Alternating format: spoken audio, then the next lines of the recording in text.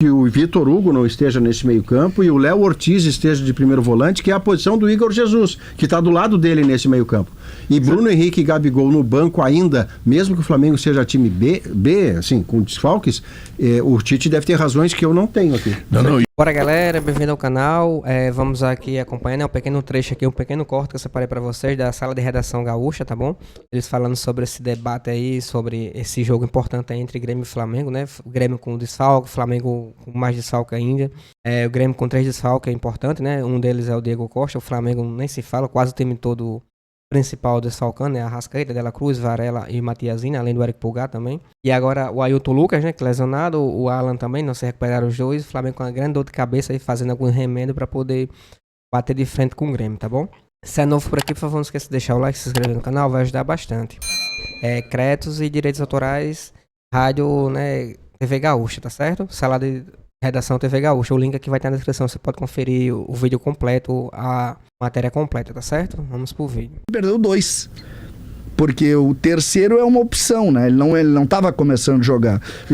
Mas na medida em que tu não tem o Soteldo e o outro, o Gustavinho é titular. Exatamente. O que acontece é que talvez o Grêmio espere para colocar o Natan como opção.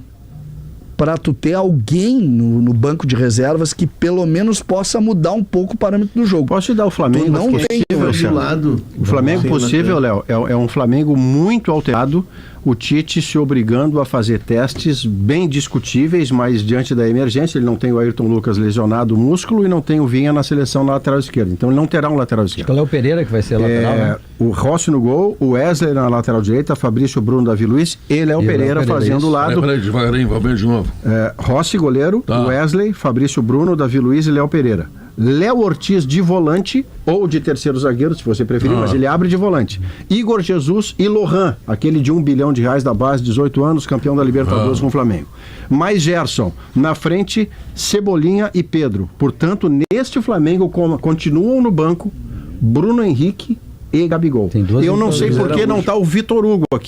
Não sei se é lesão ou opção técnica. O Vitor Hugo tá fora, não tem e o Luiz Araújo também, né? O time que eu vi, Maurício, tem uma modificação só. Em relação a este? Jogaria o Luiz Araújo, saindo o Davi Luiz e o Léo Ortiz jogando como zagueiro. Mas esse time, ainda falta César, lateral que o Maurício trouxe é do site irmão no treino de agora pela manhã, né, Maurício? Que era o último treino antes do jogo. Mas eu fiquei só com uma dúvida, não jogando o Natan na esquerda, quem seria a alternativa? O Pavon. O Pavon. Não, o Pavon na direita. Não, aí que tá o que o Felipe trouxe foi na direita o Edenilson. Mas é que o Edenilson no jogo, a gente fez esse jogo, César, Grêmio e Bragantino, lembra? Sim. Que o Edenilson vai mal e aí quando ele começa a vir por meio, ele tava fixo na direita, fazendo só corredor. O Edenilson não é esse jogador. Não é. Isso é que eu notei. E aí ele vem pra dentro e ele começa a crescer o rendimento dele, melhora um pouco. E aí até ele é substituído. O Edenilson no Inter do Odair, o Odair jogava no 4-1-4-1, ele era um cara por dentro, jogava com tripé. O Dourado, Edenilson e Patrick, se não me engano. O Edenilson era um meia-direita. O Abel, quando chega, puxa o Edenilson para segundo, para jogar alinhado com o volante, não funciona. Quando o Edenilson volta para essa função ali do 4-1-4-1 por dentro, que fazia o Paulinho no Corinthians, o Edenilson cresce. Ele não é um jogador de jogar aberto, não, tudo bem. Por dentro. Não, eu sei disso, eu tô só me referindo ao que o Felipe, a informação dele. Claro. A informação dele, eu concordo contigo. O que eu vejo é assim, é a primeira vez que o Edenilson vai poder atuar, independente de onde ele joga, com os titulares. Ele não jogou ainda com os titulares. Ele tem 2 participações, uma contra o Bahia e uma contra o Bragantino, de um time totalmente alternativo. Esse é um crédito bom a dar ao Edenilson, porque são duas realidades. O goleiro também. O Edenilson não estava jogando com jogadores da qualidade que pudessem ajudá-lo a crescer. Essa é uma. Mas a outra, anterior, é que o Edenilson já vinha reserva em times que ele estava antes. Ele sai do Inter não como titular, ele sai do Atlético e já não era titular, então aqui também tem parcela do Edenilson. Tem, Maurício, mas é importante ser aquilo que o Leonardo referiu lá, que eu acho que matou o Edenilson. Ele foi colocado rente à linha lateral do campo, não é o lugar dele, não é ali que ele joga. Pedro, com um time totalmente alternativo. Eu não achei, por exemplo, contra o Bahia no primeiro tempo, eu não achei ele mal. Só que eram times completamente descaracterizados. Agora, uma coisa é tu pegar o Edenilson agora num time organizado e dizer o seguinte: ó, Edenilson, tu vai ser mais uma peça desse time. No tripé, ou jogando... Não sei. Não tô dizendo que ele é a solução jogando aberto. Só que ele vai melhorar. É melhor do que... Nessa ideia que o Felipe traz, do Pavão ir pro lado esquerdo, o Edenilson ficar no lado direito, sobra o corredor para ele de novo. Nesse ele não conceito sobra o Pavão no Atlético jogava mais por um lado, mas ele fazia os dois lados. Inclusive quando ele estreia no Grêmio, quando ele estreia no Grêmio contra o Santa Cruz, ele tem um gol que ele faz o gol pela direita e depois a jogada do gol é pela esquerda. No segundo gol do Grêmio. Nesse movimento do Renato, ele já jogou pelos 3 lados. Isso aí. Não, pelos 3 lados é bom, por dentro e pelos 2 lados. O lado de dentro, tá certo. Pelas 3 posições. Tá bom, né? Ele jogou pelos 3 lados. O meu sonho no Grêmio é ver os 2 meninos, o Natan e o Gustavinho, juntos como no gol do Estudiantes. Juntos com o Pavão e fazendo um ataque de altíssima velocidade. Pra te ver como os seres humanos são diferentes. O meu sonho é ver o Grêmio na 2ª divisão. Não, teu sonho principal é a piscina. E tem um jogador que eu gostaria de ver mais no Grêmio. E eu acho que ele tem muito potencial e ele tem boa bola aérea, ele faz gol. O Ronald. É verdade, ele ficou para trás depois de uma lesão. Não, ele tá completamente... E a outra coisa que pode ajudar, Léo, do lado de cá do balcão, bem distante do Rio de Janeiro, é que nessa escalação que eu acabei de ver, o Grêmio não está enfrentando o melhor Flamengo peça a peça que o Tite poderia fazer sem os seus titulares. Porque eu não compreendo, aqui de longe, pode haver razões que eu desconheço, mas eu não compreendo, por exemplo, que o Vitor Hugo não esteja nesse meio campo e o Léo Ortiz esteja de primeiro volante, que é a posição do Igor Jesus, que está do lado dele nesse meio campo. E Bruno Henrique e Gabigol no banco ainda, mesmo que o Flamengo seja time B assim, com desfalques, o Tite deve ter razões que eu não tenho aqui. E o Cebolinha e o Pedro, hoje em dia, é bom tu ficar longe deles. E eu acho, Pedro, que o Tite pensa no Cebolinha quase como um ala. Os clubes estão usando muito isso, né? O Robert Renan, quando jogou agora de, entre aspas, lateral, era isso. Aqui na Europa muitos usam 3 zagueiros. O Koundé no Barcelona faz isso pela direita, o Mário Hermoso no Atlético de Madrid pela esquerda. E aí esse terceiro zagueiro, ele empurra o atacante mais pra frente e ele sai também para jogar, mas com menos frequência que um lateral. Então tu te defende com uma linha de 4, e aí fechando bem, só que quem vira ponteiro é o teu lateral oposto e o extrema, que vem quando se defende, muitas vezes, por exemplo, fecha a linha de 5, com esse ponteiro fechando ao lado desse zagueiro que está na lateral. Eu acho que o Tite pensa algo assim. O Tite tem muito crédito, né? Mas eu acredito que dava para fazer um Flamengo mais simples, com melhores jogadores. Mas o Tite é o melhor treinador brasileiro do Brasil, então vamos lá. Maurício, que me assusta, até amanhã, tomara que amanhã eu seja completamente desmentido pela atuação do Grêmio Nacional, que é o São Paulo e o Flamengo. Isso. Não é mais o Delfim. Claro. Não é mais o Yaspato. Mudou a turma. Não, pós-incêndio é o primeiro teste real dos dois. Exato. E se eles não melhorarem muito em relação àquilo que eles estão fazendo, o Grêmio tomou um chocolate do Aspato no segundo tempo, que foi uma coisa... Mas aí na chuva, né, Pedro? Não era mais jogo, né? Não, mas tá bem... É muito crítico. Do Bragantino, era o time reserva, mas ali tinha... Não, é que se tu lembra que ele tomou um chocolate no segundo tempo, no mundo todo ano. Tu tem que lembrar que ele deu um chocolate no primeiro tempo. Não, tá bem, mas deu, mas aí é chuva, uma tromba d'água. Eu acho que mais preocupante, Pedro... Vale o jogo, não chuva. Característica da chuva. Para mim, mais preocupante é o jogo do Estudiantes, apesar de dar o desconto do cansaço. Isso tem que ser levado em conta. O Grêmio jogou num campo muito pesado na terça. Mas cansaço vai ter todos os jogos. Sim, mas o que me preocupou é que o Grêmio, quando ele precisa propor o jogo, quando ele precisa atacar, ele repete algo que foi muito comum no ano passado e em parte desse ano. De ter espaço entre as suas linhas. E ali o Estudiantes criou muito as costas do volante, batendo direto com a zaga. Isso é um problema recorrente que o Grêmio precisa corrigir. Para mim, essa é uma grande preocupação que o Renato precisa ter. Não dá a morta, Léo. Não, eu acho que esse jogo contra o Estudiantes a gente tem que ter um olhar complacente, assim. O de sábado passado, né? O Grêmio tava cansado, né? Eu tô muito preocupado. Aliás, vejo... pessoal... deixa eu falar sobre isso, sobre o cansaço dos jogadores. É importante falar sobre isso mesmo, de fato. Houve... claro que o Grêmio deixou isso de forma expressa também na palavra do vice de futebol do Grêmio, do Antônio Brum, manifestando o desejo de paralisar o Campeonato Brasileiro naquele momento que a enchente começa em Porto Alegre. O Grêmio não achava ideal retornar, principalmente por não ter a arena à disposição, tem que mandar todos os seus jogos fora de casa, tem Eu tô me somando a essa cobertura do Grêmio agora, né? Substituindo o Rodrigo Oliveira. Mas tem profissionais do Grêmio que estão até agora por aqui. E aí tô falando de profissionais da retaguarda, dos bastidores, que perderam casa. Sabe? Pertences. Conseguiram nem ver como é que tá a casa e onde é que vão morar agora. É isso, Felipe? Tem gente do vestiário, por exemplo, que mora em Canoas, que frequenta o vestiário do Grêmio, roupeiro, massagista, e esses aí perderam muita coisa. E eles não conseguiram voltar para suas casas. As famílias seguem em Porto Alegre e eles estão aqui, vão seguir viajando. Então, o ambiente do Grêmio era de extrema tensão para a Libertadores, porque o Grêmio entrava com déficit físico, pressionado mentalmente. Tem jogador que ajudou a salvamentos, como Kaique, Diego Costa, e que não quiseram nem falar sobre isso em entrevista, não tinham condições psicológicas de falar sobre isso.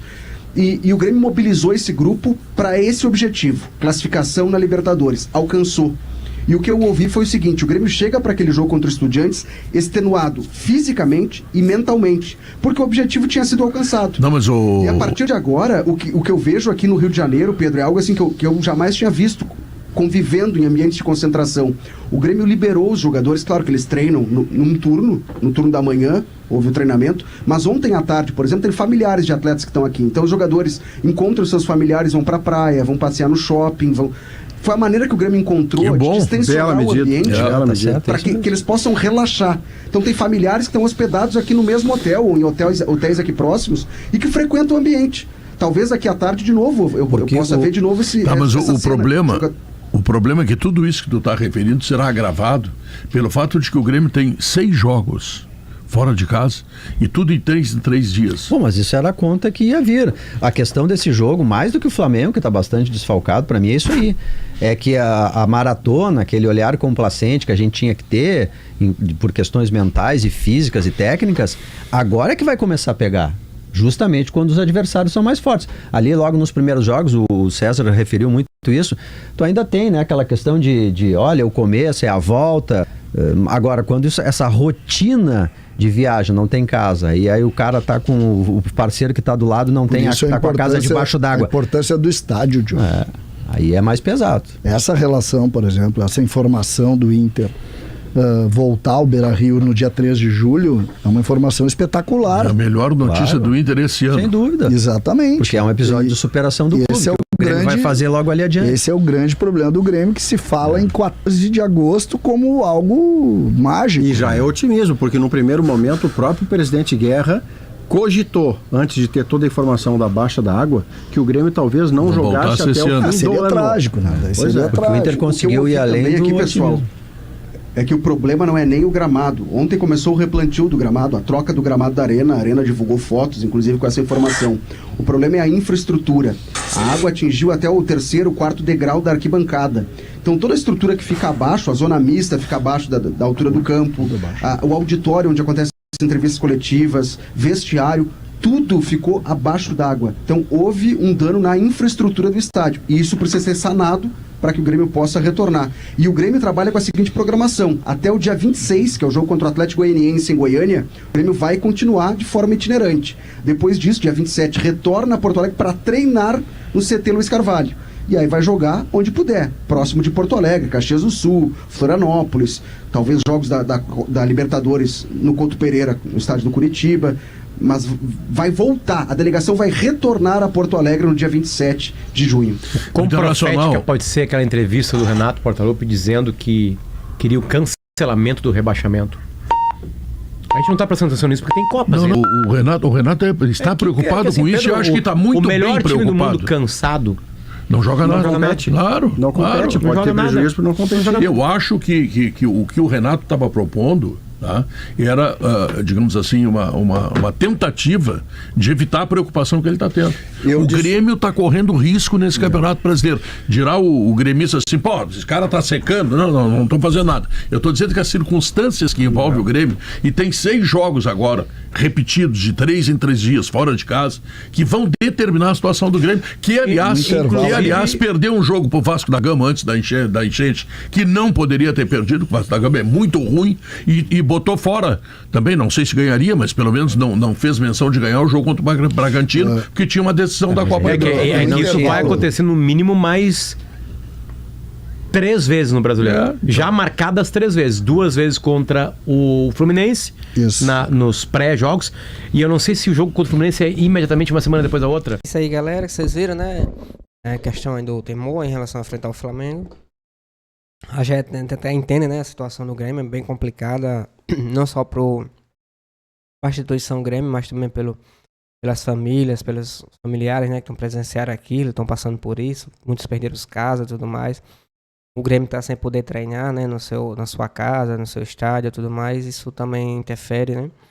A gente deseja a força do mundo até para poder conseguir recuperar. O Inter já está recuperando o Beira-Rio. O Grêmio que situação mais complicada, né? A gente sabe a estrutura que é, o gasto que é para você manter um estádio.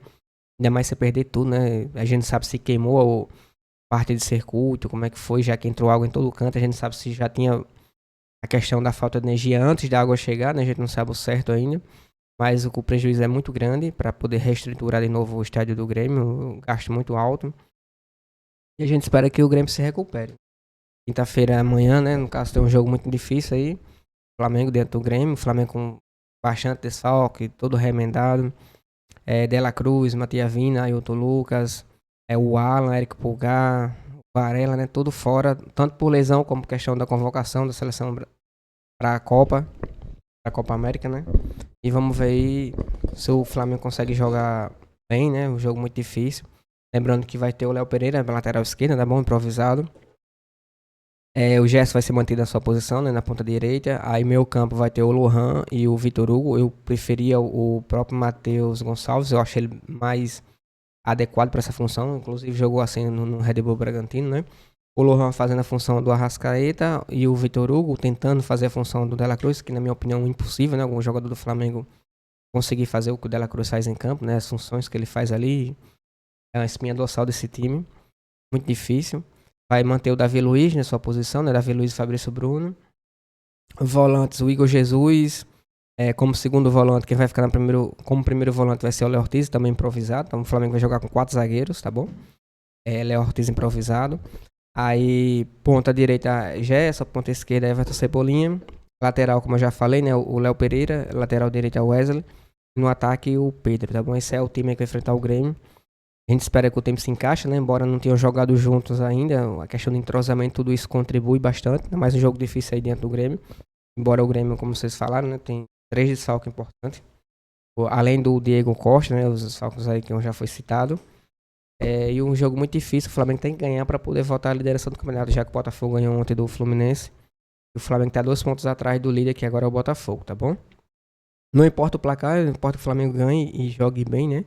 E a gente até entende se não conseguir, porque não tem estrutura no meio campo, não tem jogadores de criação, assim como característica do Arrascaeta e do próprio Dela Cruz. Mas a gente espera que o time tenha um bom desempenho. O Everton Cebolinha desencante de vez, né? Tá jogando muito bem, jogou muito bem, foi o destaque diante do Vasco. A gente espera que ele consiga também levar o time a mais uma vitória aí, muito importante dentro do... Espero que tenham gostado do vídeo. Se puder deixar o like e se inscrever no canal, vai ajudar bastante. Créditos e direitos autorais, rádio, redação, né? TV Gaúcha, o link vai estar na descrição do vídeo completo, tá bom?